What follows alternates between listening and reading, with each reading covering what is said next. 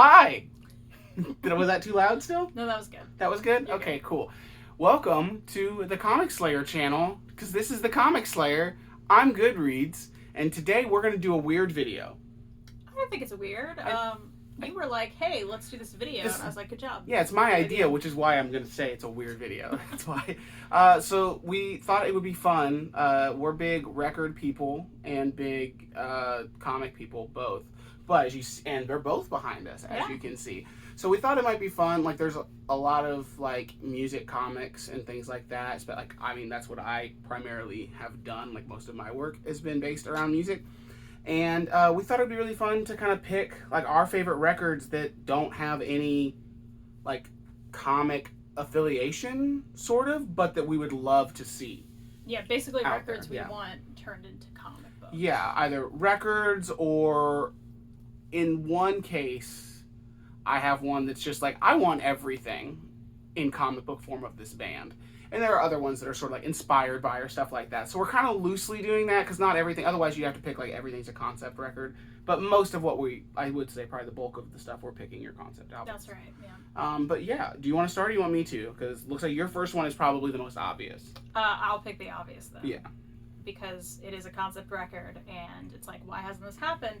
Especially with who fronts the band. And of course I'm talking about My Chemical Romance's The Black Parade. You will notice some of these records, by the way, are still sealed. Reed has some still sealed too. Yes. We just keep them sealed until we listen to them. That's just how it works. So, of course, we've listened to The Black Parade many times. Yeah. But not specifically this vinyl record. So, yeah. But yeah, if you know anything about My Chemical Romance or The Black Parade, I mean, it's a concept record. Mm-hmm. Every song is telling a story. There's a story throughout the whole thing. I mean, this art alone. Yeah, the entire book is like, the entire record is like, I feel like as much a work of visual art as it is of musical art. And of course with Gerard Way and literally everybody in My Chemical Romance pretty well has a pretty solid connection to like comic culture and like books and stuff. Yeah, for sure. I mean, Gerard, of course, does Umbrella Academy, The Killjoys, and he's done a lot of comic book work. So it's like, hey bro, why haven't you just taken your hit album, made it into a comic book? Mikey Way has also done some stuff. Yeah, I was gonna say, yeah. So it's just like, it seems very obvious, and maybe that's why they have it. Maybe they're that's like, we did it in music, we don't need to do it in this way. But I would love to see it. I think it would be really cool, especially directly from them. Like they need to be the ones doing it. Don't source this out. Like, you have the talent there, and it'd be really cool, and it would sell. So at this point, it's like, you're just sitting on a gold mine, just waiting. guys. Yeah. What are you waiting for? Doing? What are you waiting for? So I want to see it. Gerard. Yeah. Punk. Got him. Mine, this is probably the obvious choice of my records to pick because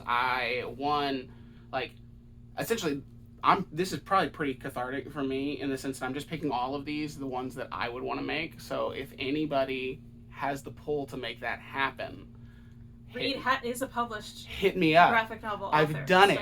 I've done this stuff before. The only graphic biography of Gigi Allen ever. And Iggy Pop read it and loved it. Yes. And blurbed it on the cover. It's true. That's real. Somebody asked me if that was fake. It's real. Yeah, we were in a local bookstore that carries Reed's book, and they were like, hey, we just wondered, is this really... Did Iggy Pop actually read this? Like, yes, I don't just throw that on the cover. Although now that I think about it, I should do that with all of my books. I could put that same quote on every single one of my books, and it would probably work. Anyway, the record I'm talking about is, of course, The Fury of the Aquabats.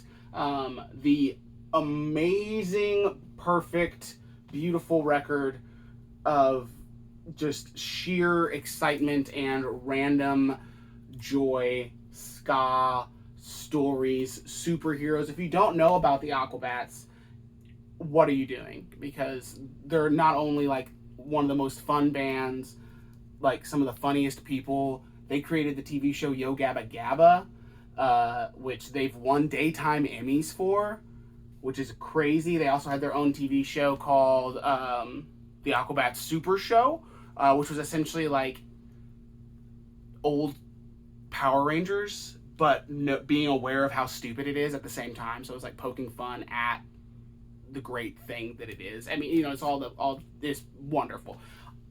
I made a fan comic of the Aquabats. So I just want to do more. of it. And I'd love the Aquabats to say that I could do that so that I don't have to fear I'm going to be sued every time I make one. But I think the Aquabats would be an amazing comic. As well as they have that connection with it. Like, a lot of comic book people read the Aquabats, plus they are, like, super big, like, crazy nerds. So it makes perfect sense. So I want that. Absolutely. I want to see it happen. For you. For me. This is a record that Reed grabbed and was like, hey, don't you want to see a comic of this? And I'm like, you're probably right, but how emo do I want to be in this video? Because, of course, you know, as a teenager especially, I loved Panic at the Disco's first album, A Fever You Can't Sweat Out, with this horrendous cover. It's so bad. It's so such a bad cover. I mean, the rest of it's bad, too. It continues to be bad around the whole thing. This is actually a copy I got from Hot Topic. Yeah, it's not good. Yeah. Not good. For like $1, back when you used to be able to get Hot Topic clearance records. Oh, it was the best time. It was like 10 years ago. It was the best of times and the worst of times because people weren't buying records, but I was. Yes. And I was like, I want that clearance half of this album collection. for $1. Yeah, this is like the first pressing, which I think is like worth money now. Oh. I think, you know, you have our Discogs account. That's true. Probably worth something. But anyway, I love it. It's absolutely ridiculous. Every title is basically a novel already because that's how they rolled. Perfect. But I would still like to see it turned into something, or even just like, you know, I would like to hear the story of Panic at the Disco, the band, because they have went through so many band members at this point. Yeah, it's not even a band. It's just Brendan Urie at this point, and he's not a great person either. So maybe I really don't want to hear their life, but I would be interested in like this particular album being turned into something. That would be pretty cool. Yeah, just don't give money to Brendan. Yeah, don't do it. This next one is kind of similar in that to where I would love to hear. Well, I guess not as similar to that. I would love to hear music inspired by this. I'm picking this record just because it was the first one in the list, but the band as a whole would also be great. I'm picking Colin Meloy, who's the lead singer of the band The Decemberists, and literally every song, like, he's such a storyteller, like crazy good storyteller of just like traditional, almost like, you know, folk rock, like 60s folk revival music, and just like telling a story like involving characters. He did a whole rock opera called The Hazards of Love, which I don't have on vinyl, otherwise I would have straight up grabbed that because that would make a fantastic graphic novel. And he's done books before. He's written like 2 novels, or maybe even, I think there's like 3 that make one big novel that he's written, and well as done like a couple children's books, things like that. So there's the possibility of that happening is like high, and I want to see it. If you haven't listened to Colin Meloy's, this solo record is absolutely fantastic. It's just him, like live on acoustic guitar playing Decemberist songs. If you haven't heard the Decemberists, also fantastic. Just great, like folk rock and all of that. So you should do that. But also, I want to see this book. I want to see a book of, you know, stories of gymnasts and Barbara Allen and like weird engine drivers that are creepy and British stuff. British stuff. That's it. That's my pitch. I like it. Nailed it. I think this whole video concept kind of came from recently. I got, if you saw our last video of things we're going to read in June, this was mentioned in there. Z2 Comics put out a lot of like musician-based comics now. I recently got the Oliver Tree versus Little Ricky book, and that had a ton of, you know, little cameos from like videos and like, you know, various things within like his character from the first album, which is Ugly is Beautiful. I love this album. It's ridiculous, but it's great. And I loved the Z2 comic, but I want to hear, like, I think I want Oliver himself to just like, and apparently he was involved in the Z2 comic, but it was clearly over the top. It was clearly his character. Like, I want just an in-depth graphic, I think I want a graphic memoir of Oliver talking about how he thought up the character of Turbo. Like, he's a marketing genius. He just is, yeah, right? Absolutely. And I want more into his mind. So I don't know if I just like want him to put something together about the process of this album, putting together the character and like who he is and like what he puts out there. I don't know. I want more of that. I want the real stuff though, because we clearly get the character everywhere. Yeah, we want like It'll probably never happen. In real life. But it may, at some point, if he actually retires from music someday. That's not going to happen. He may put something, I would just love There's never been a person more dedicated to the character or the bit yeah. than Oliver Tree. That's true, and that's why it works, I guess. But I'm so interested in, like, the real life aspect of this dude. Absolutely. So hopefully, one day I would love to see that. And I think a graphic memoir format would be, like, perfect. Yeah. Because you could play with that. With, like, some of the weird, like, elements of it. It wouldn't have to, like, you could still play into that, and that'd be cool. The next one for me this is one of my favorite records of all time. And this is an easy one because it is a concept record. But this band tells the best stories. It's, like, they're on par with, like, Springsteen as far as, like, storytelling, songwriting. And that is The Hold Steady, specifically the album Separation Sunday, which came out I want to say early 2000s. I know this is 2016. That's the pressing. Oh. Because the record didn't come out in 2016. Oh, okay. Sorry. But I love this record so much, and like there's all the different there's characters, and this record sort of situate like it was called the most Catholic rock record since Bruce Springsteen's The River, which is pretty heavy Catholic. But as far as like Catholicism, like imagery, and like if you grew up in the Midwest, you probably grew up around Catholicism, and just could be such a fascinating story of like drug-filled parties and like people seeing like saints in their dreams and like waking up after like a night of insane like drug debauchery, like waking up in a confessional and like stuff like that. It's just fascinating stories. Lovely.